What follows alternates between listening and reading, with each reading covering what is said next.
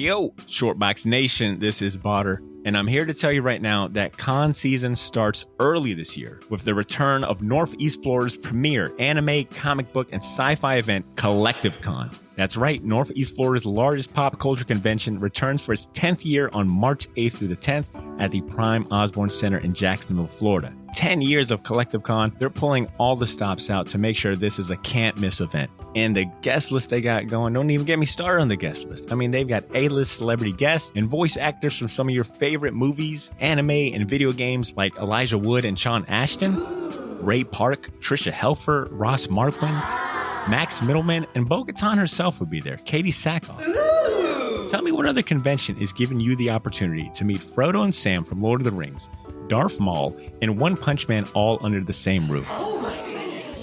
Only at Collective Con.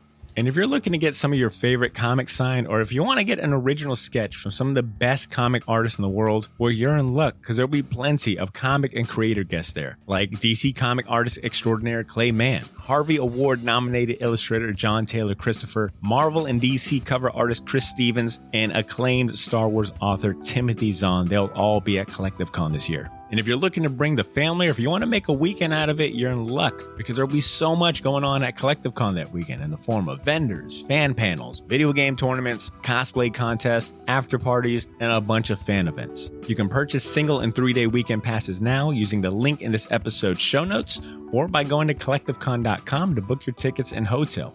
Buy your tickets now, and I'll see you at Collective Con, March 8th through the 10th.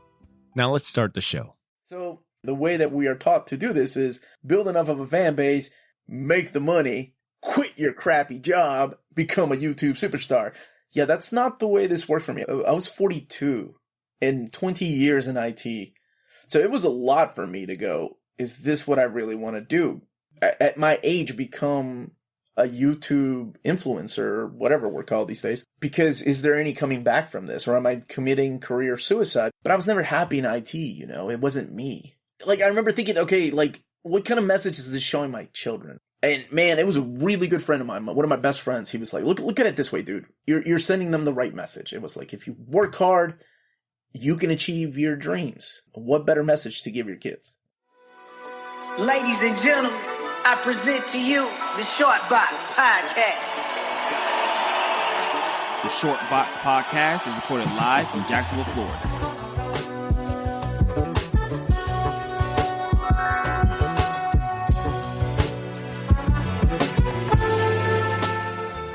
Yo, Shortbox Nation. How are we feeling today? Welcome back to the podcast. This is episode 364, and new listeners joining us for the first time, welcome to the Shortbox Podcast, the best comic podcast in the 616. My name is Botter Milligan, your host for today's show, and joining us later this episode is the man you just heard in the intro. His name is Omar Valdivieso, but everyone on YouTube knows him by his moniker, the Uncanny Omar. He's the host and producer of the popular comic YouTube channel Near Mint Condition, aka the home of collected editions. As you can tell from the intro, Omar is a gem among the comic YouTube community. The guy has an encyclopedic knowledge when it comes to comic books. He can tell you all about what are the best hardcovers and collected editions to own. And he also works with publishers like Marvel when it comes to planning future omnibus and collected edition releases. And we're going to get into all of that this episode. But first, let me put you on to some ways you can be an active member of the Shortbox Nation. For starters, you can join our premier Patreon community and be counted among the Shortbox elite.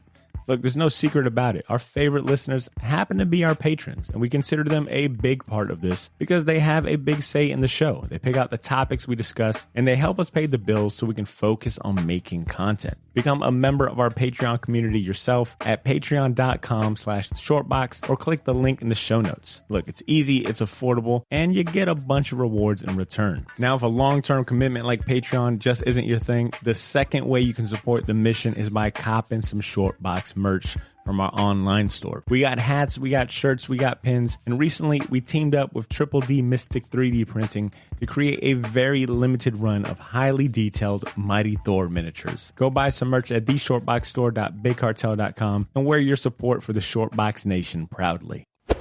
With all of that out of the way, we can get into the main event and talk about comics with our esteemed guest today, Shortbox Nation and Mentees, joining us from the near mint condition community. Let's warmly welcome to the podcast a champion for collected editions and one of the most positive voices in the comic community there is. Here's the Uncanny Omar. What up, Omar? How you doing, buddy? I wasn't expecting all those people cheering. That was completely unexpected. Thank you so much. I wish I had every of my videos introduced like that. No, thank you for inviting me on, man. Yeah, my pleasure, dude. My pleasure. It was kind of cool how we met, right? Like I've always been familiar and aware of the Near Mint channel.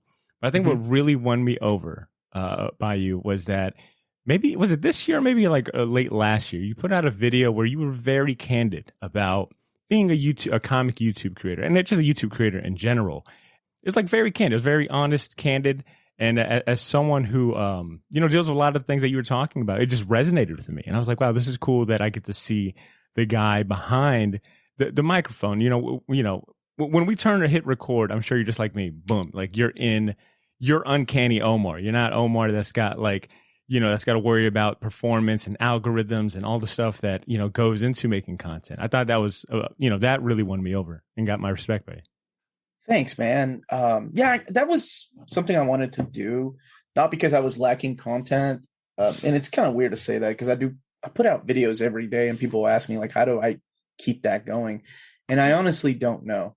But I thought when I decided to do this full time, like that was one of the biggest hurdles was like, am I going to keep doing a video every day? How am I going to keep that up? And then I thought, oh wait, I did a video every day during the pandemic where books weren't coming out. So I think I'll manage when, now we actually have things coming out so I can talk about them.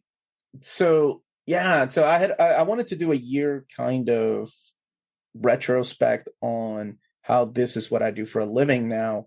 And the things that have changed and the things that not a lot of people talk about because everybody sees the glamour, of being a YouTuber and it's not. I mean, well, at least in my case, it's not just that. Yeah. There's a lot of like loneliness and sadness to it that not everybody talks about. So yeah, I really didn't know where it was going to go. I had a friend of mine film it and he was asking questions and I thought the questions, we just kind of rolled with it.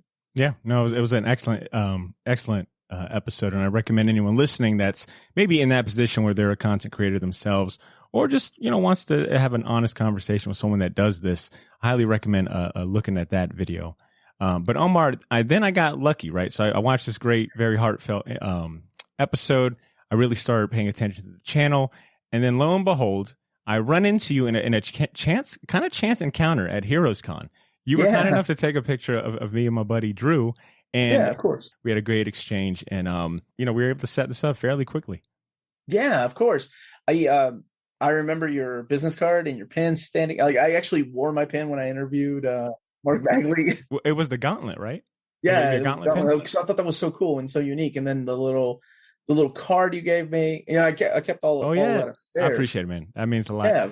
I didn't have a chance to see the because you posted a video showcasing your Heroes Con haul. I haven't had a chance to see that yet, but how'd the rest of your Heroes Con experience and how the rest of the weekend go for you? It was fun. And it's always fun to do shows because you're taken out of your element to cover them, right? But it's also exhausting. So like by the time Saturday night hits and everybody's like, hey, you want to go out for drinks? I'm like, hey, does anybody want to take a nap? No. Okay, yeah, drinks sounds fun. Oh, that sounds fun. Yeah, let's do it. So Sunday comes around and Sunday's the day that I'm like, okay, maybe I can relax a little bit and buy something for myself.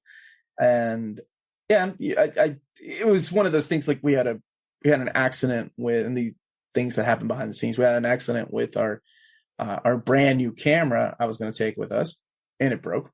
So I had to send it off to get it repaired. I took the old camera, but the old camera has issues with color correction. I had to reteach myself how to do that on the way there, and then the audio, and then I still managed to salvage the audio because I could not get this proper audio to come out of it. Good old technology, man. By making it mono instead. So I'm like, well, at least we get some kind of people, and maybe I do, they expect a certain level of professionalism when it comes to these things. So it adds that level of stress of like, I can't deliver that. So should I even put that video out there? And I still did because people wanted to see it. So Yeah, if you're your biggest critic, tech is always going to be your biggest, sometimes like your biggest enemy. And you're like, tech, why would you do this to me? I love you. I've taken care of you. Everything was working fine, but right before the interview, why? What kind of relationship do we have? Oh, man. I'm going to assume that our listeners would understand that just from the name alone, one doesn't really have to do much guessing that you're a huge X-Men fan. And Yes. I think what's really cool about that is that you've had the opportunity. I mean, hell, you recently had Chris Claremont on your channel, not for the first, not for the second, much less the third, but for a fourth time. How was that experience getting the chats? Really, how was the experience of getting to know and maybe even call like Chris Claremont a friend or a colleague?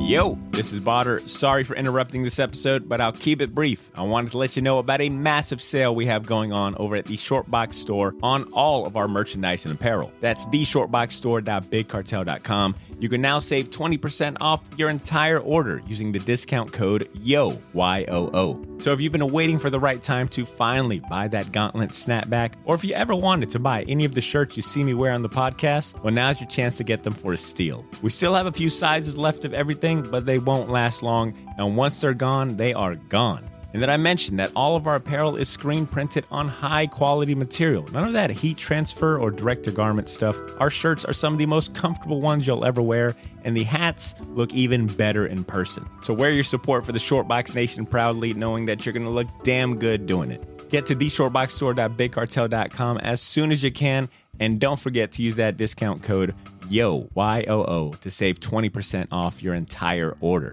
All of this information can be found in this episode's show notes if you want to get there faster. Thanks for not pressing fast forward. Now back to the show.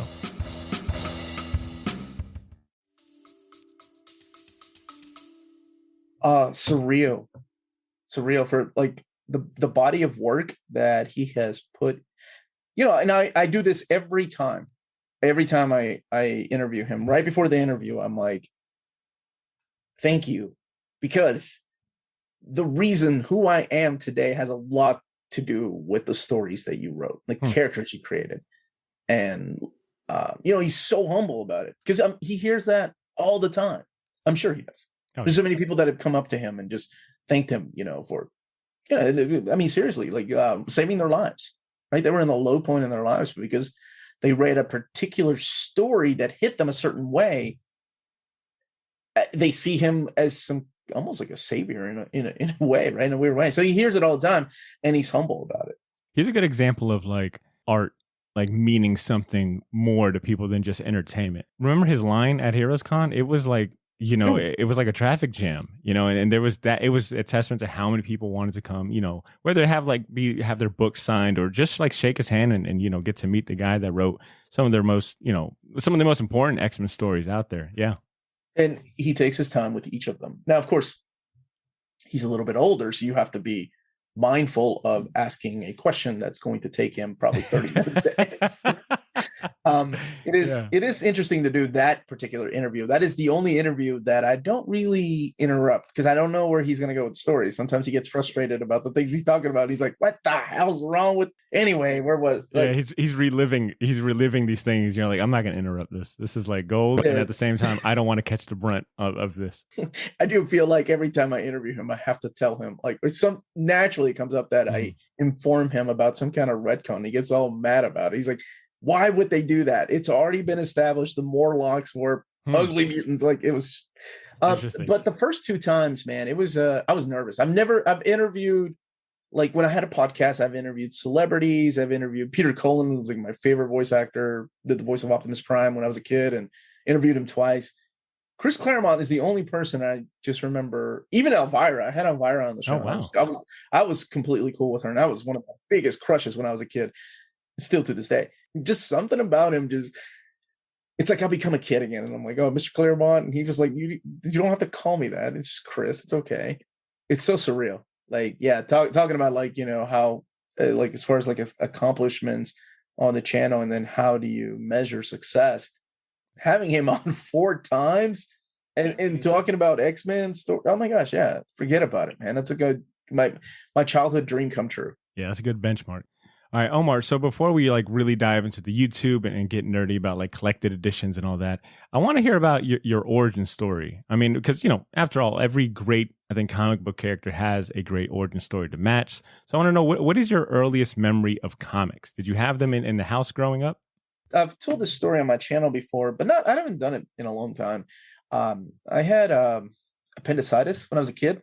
So I'm originally from Peru. Okay. So we had a free children's clinic. We stood in line, and I was hospitalized for quite a number of days after the operation. And I was 7 years old, and my uncle sent a care package. He lived in Miami, and he sent a care package of like candy bars and comics. And I remember the comics, like he sent Spider-Man, X-Men, but the one that stood out was like X-Men. It was Kitty Pryde from issue 168. Now, I spoke Spanish and read Spanish. I did not read English. So I would just flip through these books and just wasn't captivated by the art and following the sequential art, because you don't need to read to follow the sequential art to kind of figure out what's going on. Especially when a really good artist is capable of telling the story, without any of the words, right? Like the words are that extra layer of context and, really kind of get you into the mind of the characters. But a really good artist is able to just draft a story with great composition without, any words needed. And that was Paul Smith. So, oh my gosh. Yeah. And I used to read this comic called Condorito in Peru, and that was all in Spanish. And that was kind of weird because it was like adult humor, but in a children's comic. So it was a lot different than like American comics. So my uncle would ship me comics, and we ended up moving here to the United States in 1987. And I lived in Miami for a while. Then we moved up here to Kentucky, where I currently live. And that summer of 87 was my summer of like learning English. And a huge part of it was comic books. And a big part of it was the Mutant Massacre. Like learning to read English through the Mutant Massacre. So it was really hard, as a kid growing up. And I think that's why a lot of people gravitate towards X-Men. I didn't have a lot of friends because there was a language barrier here. I didn't speak English. I got thrown into a Catholic private school and got into a lot of fights. And it's just one of those things that I was so happy when I got home. Oh, I get to read X-Men. So life's good again. It kind of like became my second family. And I think that's why it will always hold a special place in my heart. That particular run, those particular characters. And then from that, I just kept reading more and more comics. I had to travel. Like my mom and dad, God bless them, they took me like an hour to go to a comic book store because the local one had just, unfortunately, went out of business like in 89 here where I lived in Kentucky. And so they took me about an hour. I'd save my money. And I don't know if you remember, but like before the internet, we used to have like mailway places where you can order comics. It's weird to think about that. You couldn't see the comics, but they just gave you like a price guide of how much it was, how much shipping was. You'd send a money order, and then maybe, I don't know, 2 or 3 months later, you get a comic back and you're like, oh my gosh, it's one that I've been missing from my, from the books I'm collecting. So I started getting into Spider-Man. I started getting into Batman. I started really weird dive into DC comics with like Crisis on Infinite Earths, number 8 being my first DC comic, which so confusing. I'm like, why is the Flash dead? Like, this is so strange. That's the other thing too. But back then we also, not only did we not have the internet, but we also didn't have collected editions the way we do now. We had a graphic novel. We had maybe like Batman Dark Knight Returns in collected edition. And that was it. I mean, there wasn't this, and it's so different these days. I would go to a flea market. I'd frequent a flea market, and the guy had the coolest name. His name was Dr. Comics. I don't think he had a PhD. A safe bet, I think. He set up at the local, it was in a local flea market. It was about 30 minutes from here. My mom and dad just love flea markets, and I would just spend hours at that place, just sitting there with my brother. And he was cool enough. He had like a quarter box. So I bought a bunch of like Marvel team-ups, a bunch of DC comics from like the Bronze Age. It was just a really fun time of digging through there. And it's hard to explain that now when it comes to like that almost rush you get when you find that missing issue, and you find it for like a quarter. You're like, oh my gosh, I've been looking for this crappy Atari Force issue number 4. because we do have things like collected editions, and we have the internet where you can order your collected editions, and we have my channel where you can find out how to properly read Superman in collected editions. But back then it was just kind of like this open world, like a video game, right? Like you were given this, like, there's no ending to this, like this world, and you're just free to walk around it and explore it yourself. And I kind of almost miss that. I kind of wish my kids would go through something like that, of trying to find these things.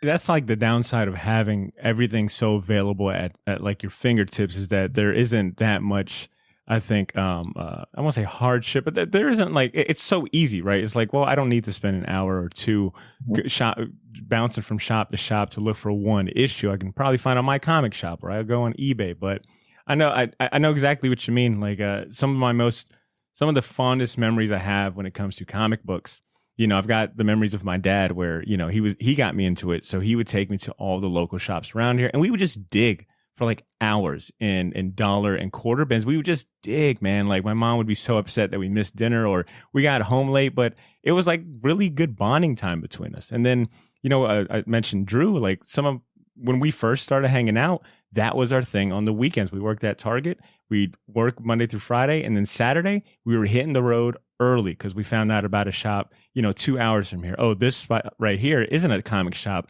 but they got a dollar bin, in the back. And it was so much fun to like have a list, help each other out, and just that sense of camaraderie and that hunt, right? Like just looking for stuff was just fun.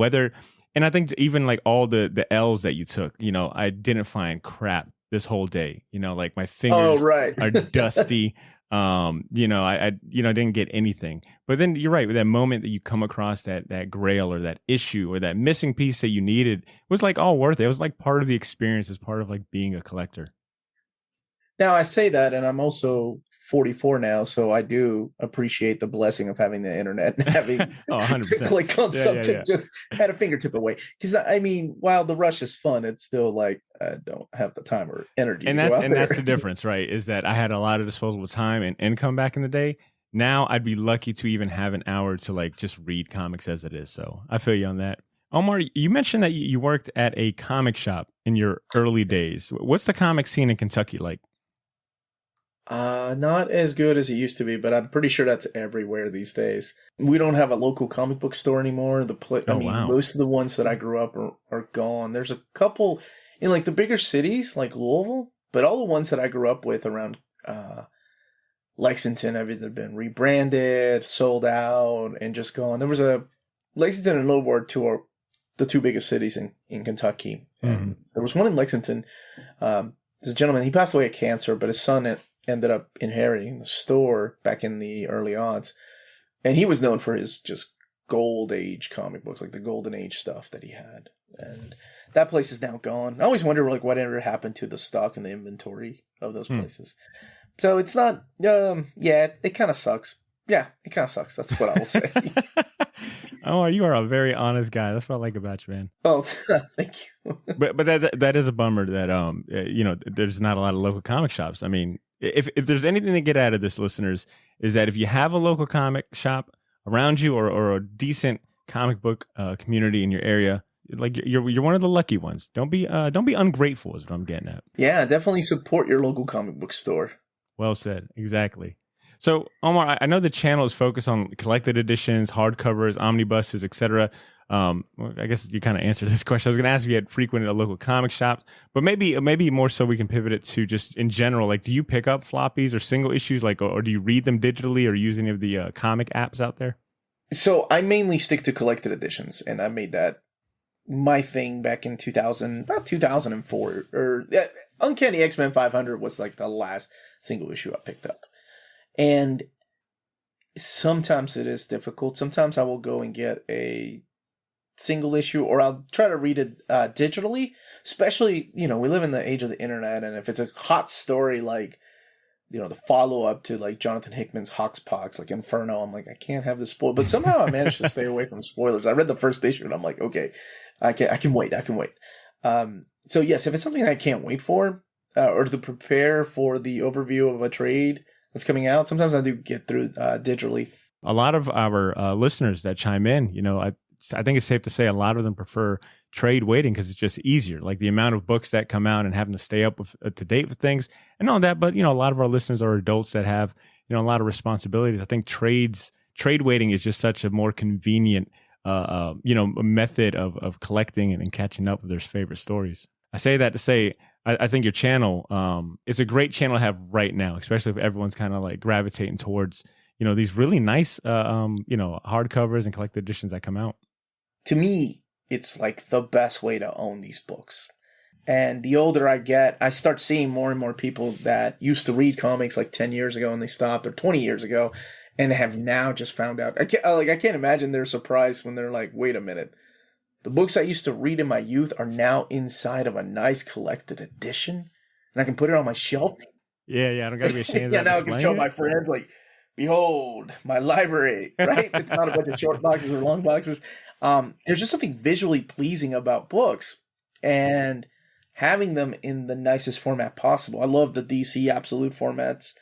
I'm a big fan of the omnibus formats. But I'm also a reader, so I don't mind trade paperback. Some books are only available in trade paperback. But I love them, man. They're like, I'm also a physical collector of like video games and movies. So if it's a special video game, if it's a special movie, and there's a 4K limited edition with a bunch of crap I don't need that I'll never use, that's $70. I'm like, done. That's all I need. I need the Willow limited edition with a wand or something that I'll never prop. But I love them for that physical media. It reminds me, that it's still a thing. Well said.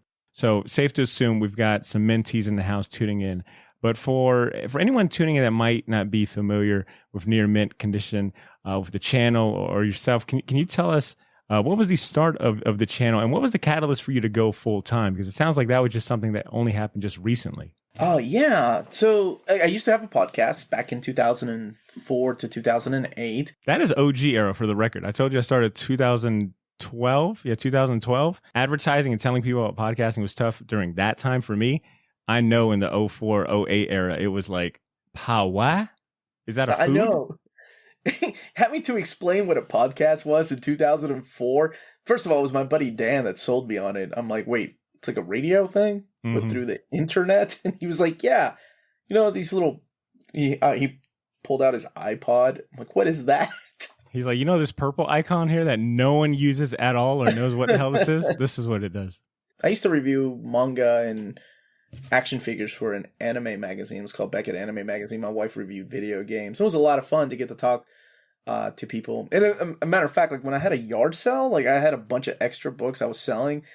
And one person, I'll never forget this, like, he was like, how did you get all these, man? I'm like, oh, I used to write some of the articles. He was like, what? He was freaking out because he was like, are you the toy guy? And I'm like, oh yeah, I used to review like the Dragon Ball stuff. And he was like, dude, I used to read your articles. He's like, and he had me sign it. It was the most flattering thing ever, like at a yard sale. I'm like, you really want me to sign that? Sure. It's the small victories, man. It's the small victories that make you feel like, oh, thank God someone's listening or someone's reading. Right? Somebody read it. Somebody read it after all those years. So we did a podcast, and then fast forward years later, we were married, kids, took a break, and I brought up the idea of like, hey, let's start doing something like that. But I kind of want to do something visually. So the idea of near mint condition, we came up with like different names. I think at one time I wanted to call it Midlife Crisis on Infinite Earths, something like that. Because it felt like we got to do something. We got to put our voice out there again. And then like, you're like, look, our target demographic are going to be, 30, 40-year-olds having midlife crisis. Let's go ahead and just, capitalize on that. So instead I decided let's use near mint condition, and it can just describe ourselves, our souls, not just the books that we read or the things we collected. So it kind of started as like a roundtable discussion, each of us focusing on our own thing. Mine was always comics, and we did it for like 3 years before I decided to, 2 years, and I decided to start showing things that I wanted to see. Like part of the idea of doing this channel was like, oh, I really want to showcase videos that I would love to have seen, like when I started collecting collected editions, because it can get rather overwhelming and confusing, especially when you're doing reading orders. So I started doing reading orders, and I'll never forget the first time I did a solo video. I deleted it because somebody said I talked too much. And I was like, well, maybe I do. And maybe, And then I said, you know what? I'm old enough. I don't give a crap. Like, I'm just going to go put it out there. And if somebody listens, they'll listen. So I did a second video. And then, we had COVID happen. So then we needed to change the channel up.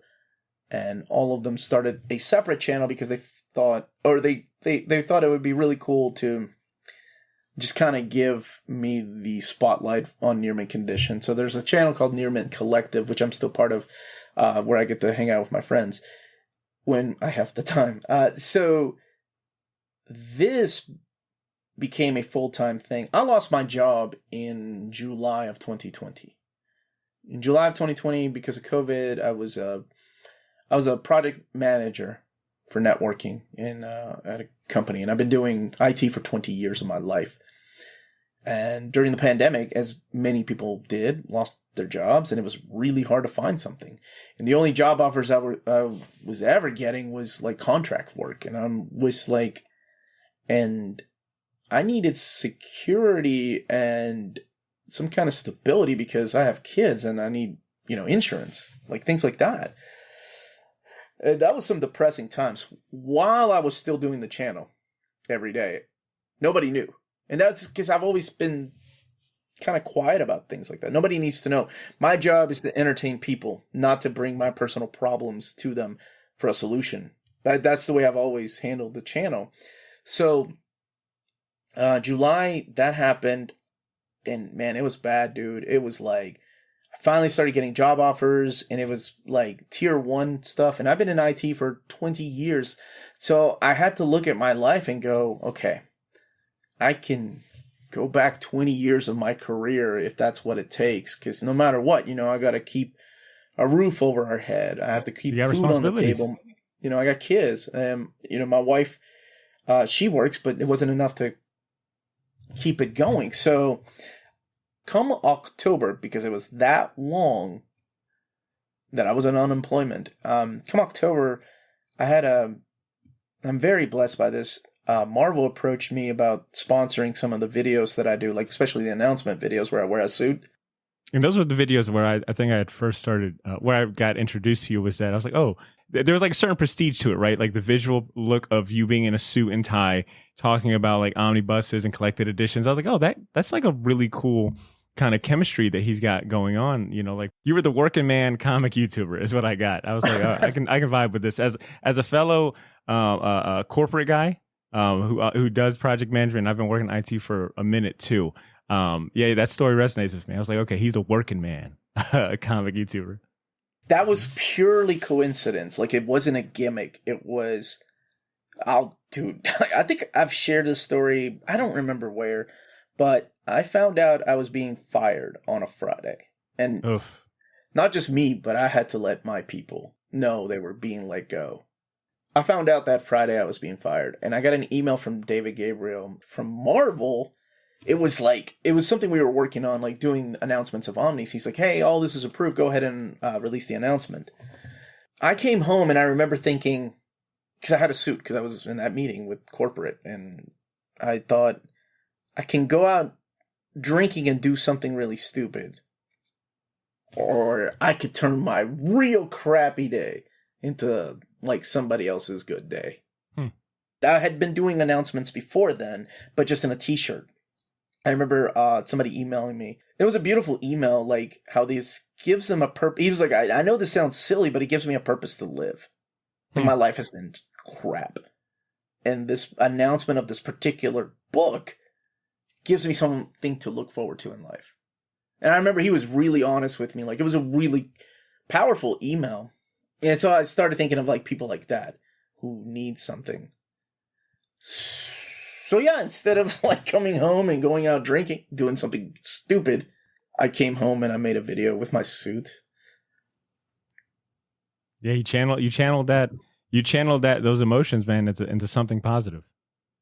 And I think that's probably what resonated with people was, that honest, raw emotion and just redirecting it. Like you said, you could have went a different route and you really could have let it beat you up, justifiably so.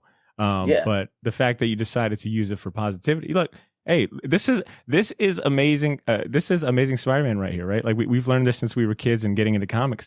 With great power must also come great responsibility, and you decided to fulfill that responsibility. People are like, man, every time you make an announcement, you should wear a suit. I was like, it's a good look. I couldn't let them know the real story. The real story was I just lost my job, and it sucks. So yeah, David and Marvel, we made a contract, and it was amazing. Like, and with that and YouTube ad revenue, which of course, like anybody on YouTube knows, it's not much, but with Patreon, like I looked at the numbers, I looked at our finances, and I was like, I talked to my wife, you know, because of course with this, if you're doing something like this, like, you know, you have to have your significant other on board, sure, or it's not going to work. Not just financially on board, but also have your back. And your wife, Melanie, she's a part of the show. I mean, she was on the live this morning at Astonishing Melanie, right? Yeah, she's great. She's phenomenal, and I'm very lucky. I never like sharing that part of the story because it feels like, I don't know, like I said earlier, my job is to keep people entertained, not to bring down the mood of whatever I'm talking about.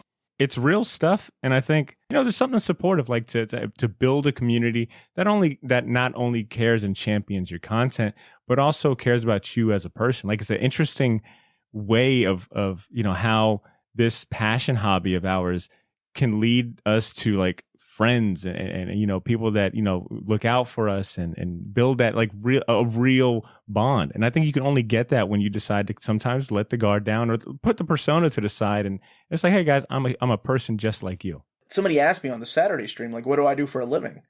And I was like, oh crap, I'm like this right now. When I had to share my story. This is before we revamped everything, and I made a video about, you know, going full time with this.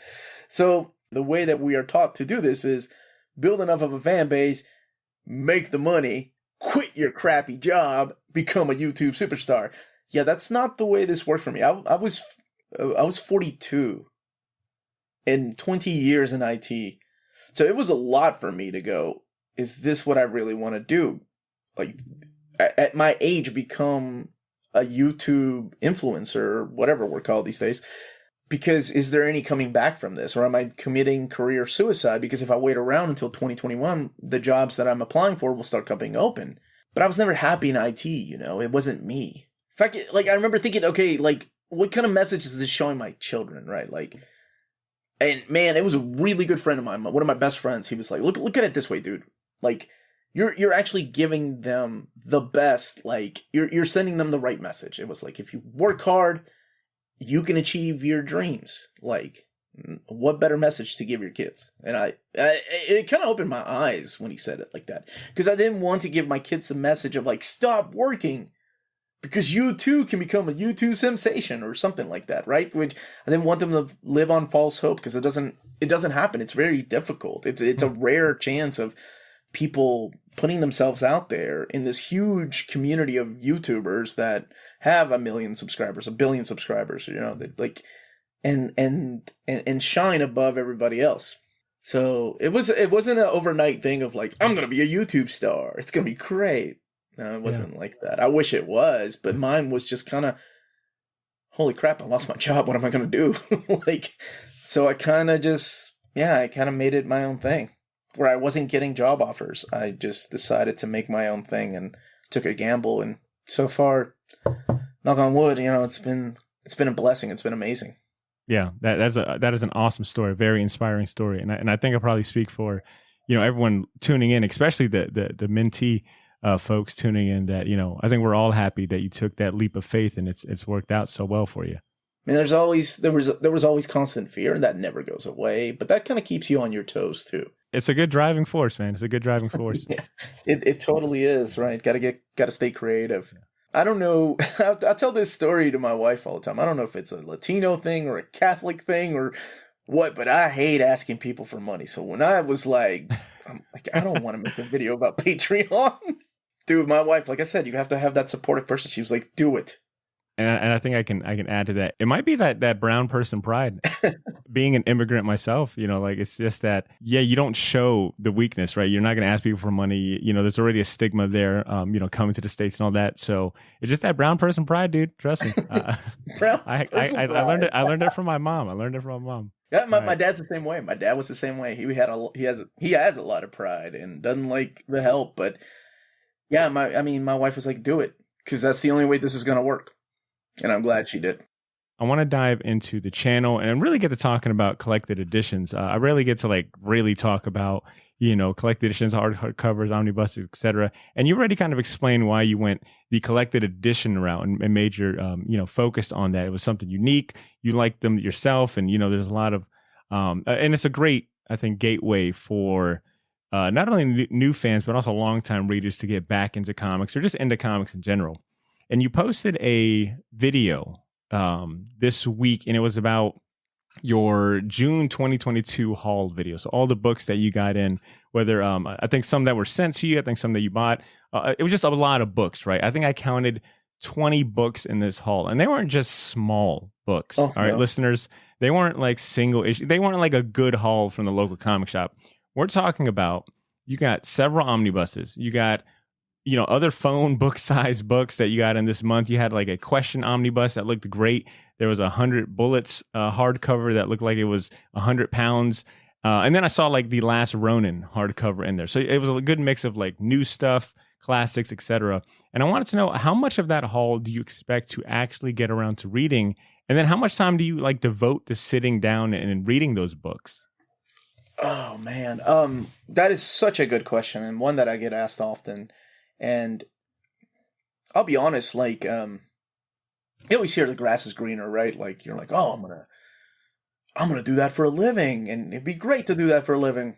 Read comics and talk about it? Oh my gosh. But that's the thing with doing it for a living. You have to take it seriously. Like, you have to take it like a business. You have to treat it like a business. You have to treat it like your job.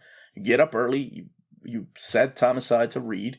You set time aside to do research. And on top of that, you got to make the video, edit the video, put the video together, send it out there.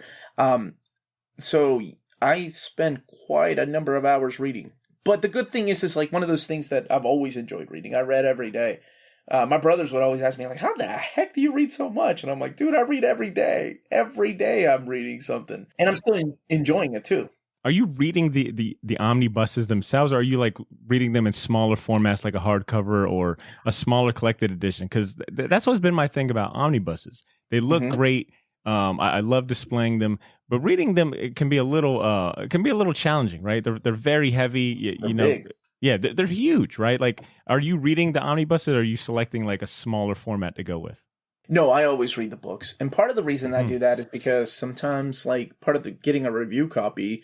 Or at least I feel like having the responsibility of getting a review copy is making sure, the bind holds up, or sometimes there are printing errors. I will say, though, like, whenever you've taught yourself to speed read, you're not going to find a lot of them. There's sometimes that I get emails like, Omar, how'd you miss this? Like, the entire page has no dialogue. And I'm like, I don't know. I thought they were being artsy. Yeah, you're like, dude, listen, I'm reading 1,000 pages, like an hour. I'm going to miss some stuff. Sometimes I do catch things and I point them out. And I mean, unfortunately, it's too late for the publishers to do anything about. But I'll talk about the build of the paper, how well the book holds together. Like I did the Spawn Compendium, and my spine cracked after reading all of it. I'm like, see, this is what happens when you have a big book like this and it's a soft cover. You're going to have eventually this crease that kind of sucks whenever you're putting it on the bookshelf. But like I said, I feel like it's my job, right? So I think it's fair if a company is sending me something to give it a proper overview. Yep. And to also, let people be aware of how thick the paper is, because that bothers some people. Where it was printed, that also bothers some people. Yeah, so it's all these things. Okay, that's interesting. Like I know, like, there are some hardcore, collected edition snobs that, I think that, like, the Swamp Thing collected editions throughout the years usually come to mind when I think of, like, the snobs that are looking at the printing quality, the paper quality, the color reproduction. Like, what are some other things that collected edition hyper fans looking at? Especially, I guess, in your opinion too, what are you normally looking at when you get a nice collected edition and you're going about reviewing it? Sometimes I really look at the build or the block. I've had collected editions that have come unglued. So that PVA glue has come undone. It usually means like whatever factory it was in made a mistake, not enough glue. The issues that I have are these censorship issues when it comes to certain things. Like products of their time, to me, should always be kept products of their time. I'm okay with a sticker or a label like, hey, these books, this dialogue is a product of its time. We at so-and-so publisher feel like it's important to keep them the way they were originally printed, so we are not changing the dialogue. It seems like a lot, and I understand completely. It seems like a lot lately there has been some change in dialogue or things like blacked out certain words. Some of them, like I said, I completely understand. Racial slurs, things like that from books. And I really think it depends on the story that's being told. Sometimes those words can show exactly why a certain character... How do I put this without spoiling things? If a certain character is using some word to compare it to the word mutie, I feel like that's an important impact, that words do have power. And in order to show that, that you have to compare it to such and such word. There have been books that have not been printed because it's deemed to either racist sometimes, homophobic sometimes. Like I said, products of their time. And I have no idea how some of these Golden Age books are going to be handled. It's like I don't find myself like a true purist comic historian, but I do like stories being printed as they came out. Got it. I'm a fan of like Astro Boy, Osamu Tezuka, and there is a disclaimer there. At every volume has a disclaimer on the manga that's like, there are certain portrayals of Africans in here that are deemed racist. So part of that has to also to do with the history of that. Like Osamu Tezuka had never seen a black person in his life. He was just drawing based on what like the caricatures and the stereotypes he had seen. Cartoons that he had seen, like a lot of the ones like from Disney or WB, right? So there is a history behind everything, I think. I guess it makes me think like my own thoughts on that. And I guess I'm right there with you with the stickers. Like the stickers to me shows that the publisher is aware and owning, and I guess owning up to it, quotation mark, owning up to it. But at the same time, they do value like the creative freedom that, they're giving their artists. I think it shows like their respect for the creator's art. Because it's like, look, it's not up to us this is what it was released as. Like it's a product of its time. We are taking ownership in that fact and giving that warning. But I think I stand a little more behind a publisher that's willing to be like, we're not here to censor our artists or their creative property and, how they go about it. But we will warn you so you can make the decision yourself whether you want to read it. Because at the end of the day, you don't got to read anything that, that upsets you or offends you. That's all fine. But I do appreciate when a publisher at least does that. But most of my fan base will tell you it's usually something, they're very picky about was the big spine changes. Change. That's what As a collector, people hate change. Me, myself, of course, right? Like if I'm collecting, I don't know, Simpsons DVDs, I always think of the Simpsons DVDs where they, like volume 6 came out and they started to go with the head cases, like the character head cases. I'm like, well, that's stupid. I just collected 5 volumes and they gave me the head. Like, yeah. When the Marvel Masterworks changed in the design, people were saying the same thing. I feel like I've been betrayed by the publisher. And I feel like, of course, right? We've come to expect beautiful books that are supposed to look a certain way on the shelf, and all of a sudden you're going to throw, tiny fonts with an image at the bottom. You're changing the spines up, and not only that, but you're reprinting the original books with that new look. So now I'm like, oh man, should I go back and buy those, or am I too cheap to do that, or I ain't got the money to do that? To me, it's what's on the inside that still counts, but I can understand it. As a collector, you can appreciate the want to have consistency in the way you display book, or the Absolutely. Consistency in your books. Like, it can't be like 1, 2, and then all of a sudden like it's an image of Swamp Thing instead of 3. You're like, what? Now this just throws it off. it's easy to laugh from the outside, because it is kind of comical, right? It's like, wow, that is a very nitpick thing to do. But as someone who's been collecting and you kind of take solace and joy in displaying and like really being conscious about the way you curate your books, it can be annoying as a collector when a publisher decides to completely switch up the design, and it just throws everything off. You're like, God damn it, come on. So Omar, I want to say your background, I think you've positioned your chair and your setup very well, like just being at the corner of where your two bookshelves meet. Thanks, and it's man. visually appealing, right? Like as a collector, I'm sitting here watching you talk, but I'm also like, okay, I see. It looks like, he's got a Squadron Supreme hardcover. Nice. Oh, that's a 1602. Nice. What are those IDW? I'm like, it's cool to like just have some visual representation. But I will challenge you, because I feel like your setup in your library is probably like omnibus heaven. Without getting up, what would you say are? Give me two. Give me two. What are two of your favorite books on display right now in the immediate area that I can see? Oh, that you can see. Oh, okay. That makes it a little bit harder. I guess whatever's in frame for you two. I want show me two that you are extremely proud of or like the most. Starman Omnibus Editions. Ooh, Some of the greatest, most underrated stories. Can you grab one ever. real quick for anyone or watching via video? You can see this in person. So these aren't real true Omnis, but this is what DC called Omnibus over 10 years ago. They're standard size hardcovers, but there were 6 of them and they finished them out. Oh, that's a great. To me, it's like James Robinson's magnum opus. Like if you've not read Starman, it's wonderful. Oh my gosh, Tony Harris supplying the artwork for half of the books, and it's all about legacy and searching for the person you're supposed to be. And oh my gosh, I can't open that book. That makes me cry.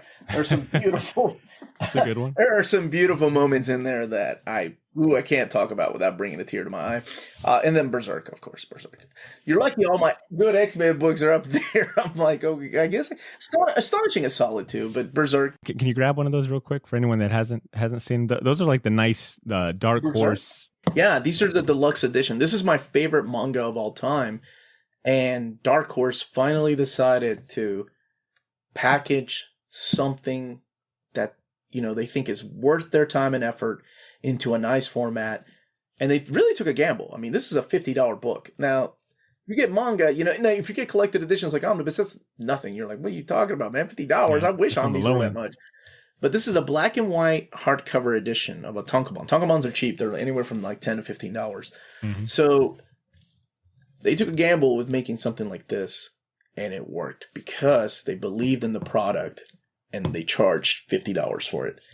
And yeah, my favorite manga getting this treatment. Oh my gosh, book of the year that when Volume 1 came out. And I was very blessed that the PR person remembered my name from all those years writing articles. And she's like, hey, would you be interested in... I didn't even let her finish her email. Oh no, it was a phone call. She's like, would you be interested in the new Berserk? And I was like, yes. Whatever it is. Send it. She was like, okay. So she said, I was the very first person on YouTube that got a advanced copy of Volume 1. So I have a really good relationship with Dark Horse. They've been great. Even when they couldn't send me anything, I was still making videos because I like them and I like their product. What do you do with like, because I imagine your office or library is rather large, but I'm sure at some point like storage becomes a problem. Like what do you do with like the excess and overrun stuff that you get? I do give away a lot on my channel. That's cool. Yeah, I grew up poor, man. We didn't have nothing. Like I didn't have anything growing up when I was a kid. My comics, I was just reading at newsstands in Peru in Spanish, and the ones that my uncle would send me. So I know what it was like growing up with nothing. So I like to surprise people from time to time and sending out a bunch of things. So I get a lot of review copies, like Marvel sends me or Dark Horse sends me.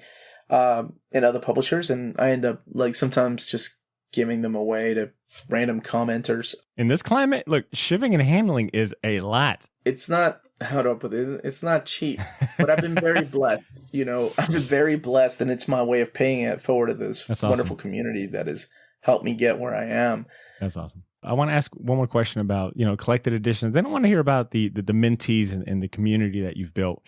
But in another recent video from this week, you had one all about your most anticipated collected editions coming out for the rest of 2022. And the thing I liked about that video, and really a majority of your videos, is that there's a lot of diversity in the books and the publishers that you cover and spotlight. In this particular video, you listed some really awesome looking books, a lot of mainstream titles that are coming to collected edition format. You had things like Todd McFarlane's Spider-Man Artist Edition on that list, a few of the New Warriors omnibuses. There was a Batman No Man's really nice omnibus, a TMNT compendium, a Lynn Wein and Bernie Wrightson Swamp Thing hardcover as well. But in addition to like the popular and American comics and whatnot, you even had some European comics and manga that you showed a little bit of love, like Black Sad, They All Fall Down, which I love Black Sad. I was happy to see that on the list. And then you had one, a manga that really caught my eye, and I actually wrote that down to check out, but it was the Kurosagi Corpse Delivery Service. Yeah, I'm just so happy that it's actually coming. I've been waiting years for that thing.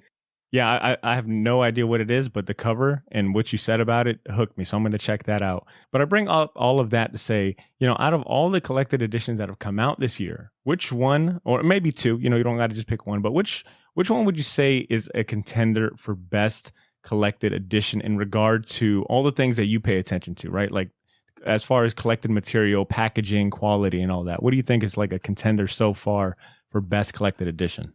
Ooh, that's okay. So every year I try to do, every year. No, I do my favorite collected editions.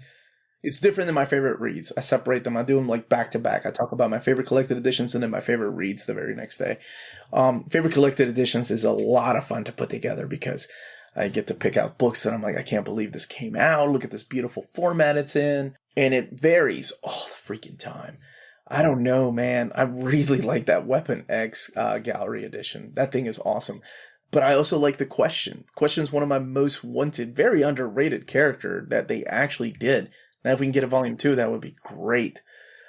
But then we've had a lot of great independent books released in oversized hardcover format. Image Comics has been publishing one. The one I'm really waiting on is 7 to Eternity. I can't wait to get that in oversized hardcover format. I'm a big fan of Rick Remender's. Like, we just got Deadly Class Volume 3 earlier this year, so that was another good one.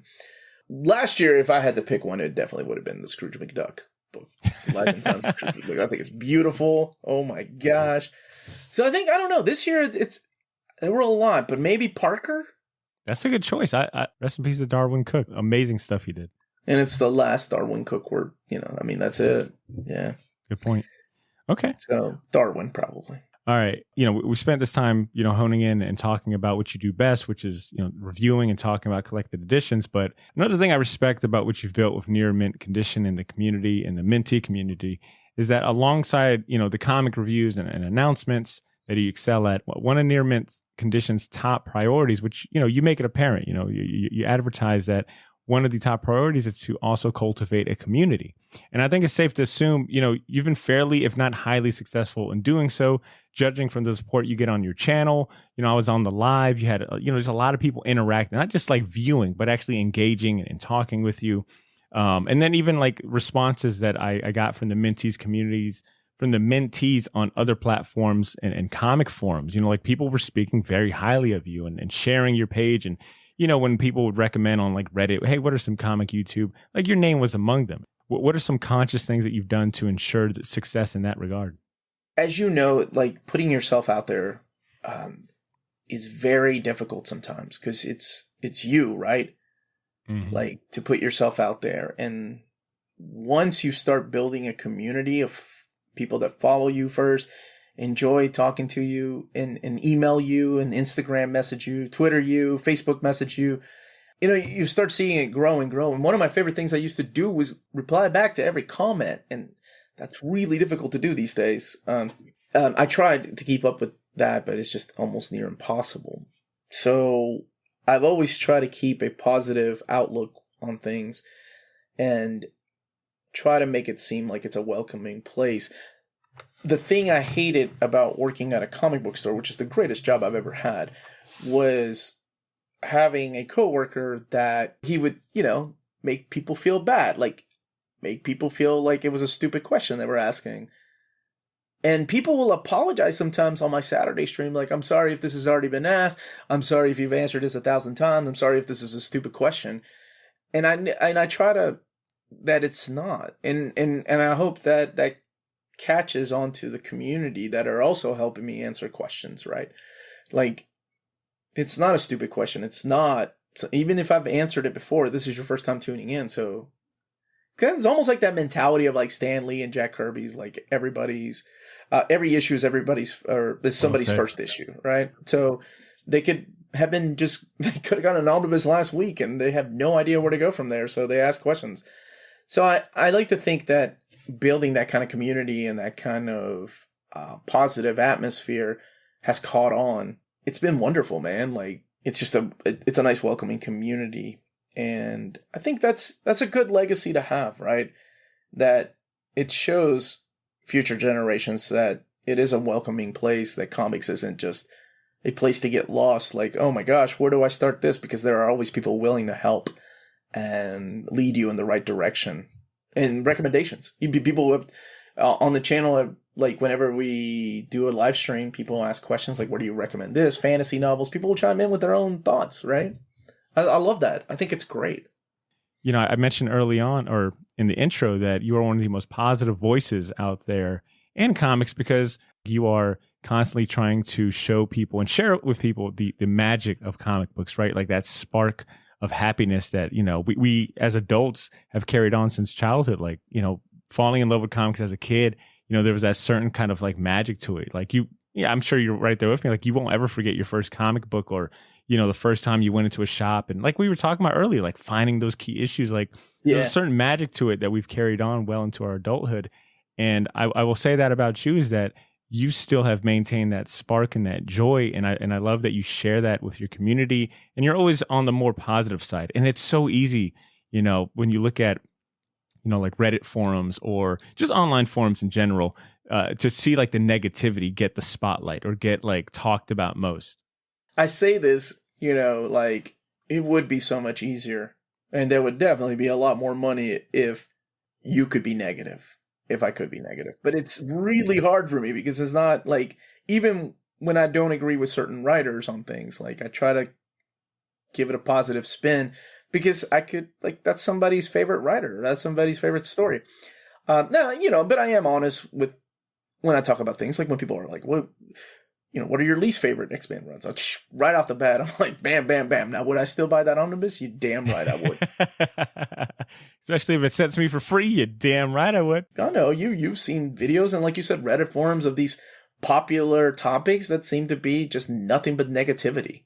Not finding anything good and positive to say. So sometimes it can be hard to stay positive. It's already a lot of energy that you put into creating content. And it's like, do I really want to spend my time focusing on negative things, you know, for an hour? Like, is that the image or the messaging I want to portray? Like, you seem like someone that's like, I want to spend my energy on positivity, you know, spreading that. And I think that's a great thing. Omar, sticking on the topic of the mentee community, you mentioned in that same video I brought up the most anticipated collected editions for the rest of 2022. You mentioned that you and the mentees community, and I love that you gave them credit too, that you guys were maybe possibly partially responsible for helping get a new Warriors Volume 2 omnibus released because of the impact you guys had on getting Volume 1 reprinted. Can you name other instances where you and the mentees, you know, whether it be being vocal or taking action, were able to leverage your platform to get a series or out of print book revived? I am very humble in the part that I get to play. But there have been several books that, you know, especially with Marvel and I have a wonderful, wonderful relationship. I suggest maybe adding books to a certain title. One of my favorite ones is the Excalibur Volume 1. When that was originally sent to me, like a list, I get a list from David before I announce him. I think it was called the Excalibur by Chris Claremont and Alan Davis. And it was just their story skipping a bunch of issues. And I said, that was the very first time. I said, I respect, you know, everything you guys want to do. It's at the end of the day, it's your decision. I said, but I think we live in a time now where a Volume 1 would sell just as many copies, if not more, than a Chris Claremont, Alan Davis Excalibur omnibus, because there's a hope for a Volume 2. And immediately, because I remember I was so scared to send that email. And my wife was like, do it. part of the reason why he reached out to you is because you guys, he had a good vibe on the phone about like suggesting things. And he emailed me right away. This is David Gabriel. He's the senior vice president of sales and marketing at Marvel. And he was like, yeah, you're right. I agree. And I will never forget that. Like, I'm like, that's awesome. That was a win. And then, we got Wolverine reprinted. We got that was a funny kind of, not like a bet, but it was kind of like a funny bet. He was like, I don't know if we want to reprint that book because I said, Wolverine is like your best selling character. How is it that we don't have an omnibus? And he was like, that first one didn't sell that well. And I said, that was 10 years ago. But if you reprint it now, I said, if it sells enough, how about we make a deal? We get a volume 2. If it doesn't sell enough, I'll send you $50. And he was like, yeah, all right. Dude, that thing sold like hotcakes because now we got a volume 3. That's what I'm talking about. And being able to say that you have, humbly being able to say that you have an impact on the medium in a very niche way too, right? Like collected editions, and being able to say that your platform and your voice has an impact on, not only the medium, but also the community is what I'll say too. Like that's awesome. I love that you've kind of honed in on what you do really good. Oh, dude, thank you so much. Having, like, I do a reprint poll for Marvel and, like, for their Omnis and their Epic collections that my viewers get to vote on. So it's not like books I want printed, it's books they want printed. And that's such an amazing feeling that they actually do that. Like, what other company does that? What other company sends out a poll so the fans can be like, I don't know, I collect toys, video games, and anime, but I can't imagine another company that actually takes the voice of their fan base and gives them like, well, here's the book that you wanted. There's not like here's the toy you wanted. So it's very cool. What you're doing with your channel and your community shows that you are both, that you're really tapped in. And then it makes sense that they would want to like, partner with you and get, get a voice that's boots on the ground with their desired customers and their desired audience. Right. It's free market research for them. Right. It's not all altruistic, but it is cool that they are somewhat tapped into a channel like yours that's doing good work. There's something to be said that a large corporation like that doesn't necessarily like that could just, put out what they wanted, is taking the time and your voice and as well as the community's voice into account. And taking those risks that maybe don't make sense when they're looking at their stats and numbers. Like, to take that risk of like, well, Omar is telling us that, his community wants it. So I know that's not what shows in the market research, but let's take the guy's word for it. And then for it to be successful is, come on, man, that's a hell of a story. I came across, speaking about online forums and your community going to bat, I came across this Reddit page or forum discussion on the subreddit collected edition. It was, I think, omnibuses or collected editions. And someone had shared an interview with you, and I can't remember the name of the podcast. I'm so sorry. But they had asked you about why do you put so much spotlight on Marvel and why and not on like DC? And it was essentially you telling a very interesting behind the scenes look of like DC, whoever handles like their collected editions, just didn't seem as in tune, maybe open to the idea, or didn't really understand like YouTube and being able to leverage them. And you compared it to like, David over at Marvel, who's very in tune, open to your suggestions, like willingly asks you like, here's what we got coming up. What do you think? And I thought that was a cool insight into like, oh, it's not just because he loves, Marvel properties, but it's literally like the business side of things getting in the way. Like he's dealing with this group that it just isn't in tune with what you do and the power you have and how in touch you are with the community. I thought that was a pretty interesting insight into what I read. Yeah, and it's still it's gotten a lot worse than that. Yeah, and it's not for lack of trying. I love DC, but DC also only prints a third of what Marvel prints, and I still do overviews on DC books. I do get that question, like, why aren't you showing DC love? And in a sarcastic way, I always want to say, well, because DC hasn't released the book. Like we're getting one omnibus this month. I don't know what love do you want me to say? Like, and I have reached out and I have contacts there, and I'm very lucky if I get a reply back every 6 months, and I'm not exaggerating. And a lot of it has to do because they lost a lot of people. So it's not that I'm hating on that. They're trying to do they're trying to keep their heads above water, and hopefully this acquisition by Discovery is going to help that out. I don't know. But yeah, it's a lot different than the relationship I have with Marvel. And I brought that up not to bash DC because I know some of our listeners are going to be like, oh, look at Botter using an opportunity to bash DC with his Marvel fandom. I brought that up because that is something that you are privy to, which I think makes your position and your channel unique, is that you've got these relationships from the retail side of things. And that sometimes tends to be a nuanced thing that people overlook because all they see is like, look, my book is either here or isn't. And I thought that was cool that you shared that and kind of gave that insight into it. So people bring that up in a joking way. Yeah, in a joking manner, like, why don't you show DC love? And I'm like, dude, I'm trying. Give me a DC book. Like, but they are getting better, and I have high hopes that the collected editions keep getting better and better. And, because I think competition is good. It's never like, oh, yeah, people are like, don't you want to see Marvel get the rights back to Transformers and G.I. Joe? And I'm no, they're busy printing their own stuff. The last thing I want is them having the license back and then forgetting about these properties, and they sit on it and collecting dust because, I mean, there's a lot of properties that a lot of these companies own that nothing's done with. And let's be real, IDW is, I believe they still got Transformers, right? Till the end of the year, and then that's it. Okay, got it. Then my point will still stand. IDW has been doing fantastic when it comes to handling like properties like that, TMNT. Like, I am A-okay with IDW, keeping that. Well, sounds like it won't be, but showing, because they've got the time to show like love, right? To like really do things with that. Because you're right, Marvel's got a library full of characters just in Marvel Comics. Putting Transformers over X-Men, do you know how many people are going to start yelling at me? And your wildest dreams, yeah. I'm going to move on to one of my favorite questions to ask on the show, especially when I have great guests like yourself on. And that is, and this is more so helpful to, aspiring creators that are tuning in, people that want to do the same things as our guest.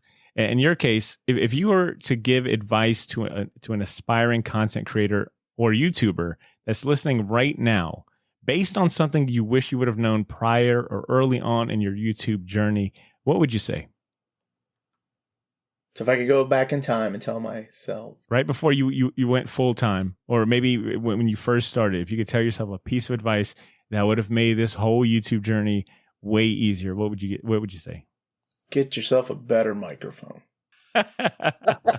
Get yourself a better microphone. Do not use your iPhone built-in microphone. Come on, Omar. No, honestly, things like that, really, I'm not kidding. Like a $10 microphone from Walmart plugged into your iPhone, if you're using that as your camera, or if you're using that as your recording device for your podcast, absolutely. That goes miles. It's all about audio, right? Audio is very important to people. You can have one of the greatest freaking videos, and if they can't hear anything or you talking about said book, whatever, it's not going to matter, right? People are going to be like, So yeah, I think go back and tell myself, get that. And this is the advice I always give people. It's like, do it because you love it. Do it because there's a passion for it and you want to have your voice heard. Don't do it because you're going to get free books or you think you're going to get sponsors or you're going to make millions of dollars on YouTube. Do it because you have a true passion for it and you have something to say. Well said. I love that. This has been a fantastic conversation. I'm so thankful that you've allowed me to talk your ear off for almost 2 hours, and that is after doing a live stream earlier this morning. I can't thank you enough. I'll have plenty of links to your channel and socials in the show notes, so I highly encourage everyone listening to check those out and give Omar a follow if you aren't already. Omar, would you like to plug or announce any upcoming projects or videos coming out soon that our listeners should be on the lookout for? Sure, thank you. And it's been a pleasure. It's been really fun. That has not felt like 2 hours. So that was 4 hours I've been talking. My goodness. So yeah, my channel's Near Mint Condition. I put out videos every day, and hopefully doing some more interviews coming up. Be really and doing more reading orders and breaking news. People love those. People love the upcoming collected editions. It's one of my favorite. It's the hardest video I put together every month. I mean, it's like 18 hours worth of work, but it's the one that people really enjoy. So I did try to make it easier on myself. Be like, don't y'all want to see this weekly? So I don't spend that much time working on it. And they were like, nah, man, we like it monthly so we can budget. And I'm like, damn, okay. as the end user that gets to enjoy the product, I will say your videos are great. I love the production and time and focus you put into them. And I want to thank you again for coming on the Short Box podcast, man, and to all the Minty community tuning in. Thank you guys so much for joining us. Omar, I hope this isn't the last time we chat. Hopefully we can get together here soon, but I wish you best of luck with everything you got going on, brother. Dude, thank you so much for having me on. This was my pleasure. Well, there you have it, Shortbox Nation. Thank you for hanging out, but that's all I got for you today. It's time to wrap up the show.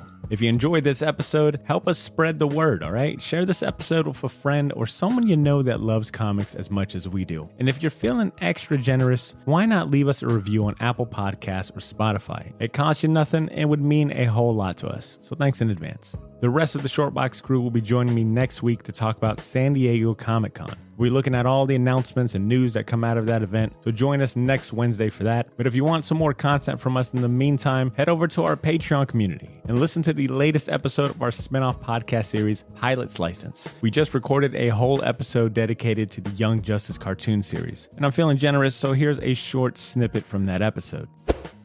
Speaking of Father's Day, this actually is an appropriate day for this episode of Pilot's License because Soups is probably the most weirdest dad in He's the not show. a dad. That's a clone, bro. So disappointing. This show could be called Clones. Everyone's a fucking clone. If that piqued your interest, there's a whole lot more where that came from. That is episode 12 of that spinoff series. So you got a lot of catching up to do. Listen to the rest of that and all of our bonus episodes at patreon.com/theshortbox. In the meantime, follow us at ShortboxJax on Instagram and Twitter for more comic-related content. And most importantly, take care of yourselves. Have a great day. And please continue to make mine and yours Shortbox. We'll talk to you next week. Peace.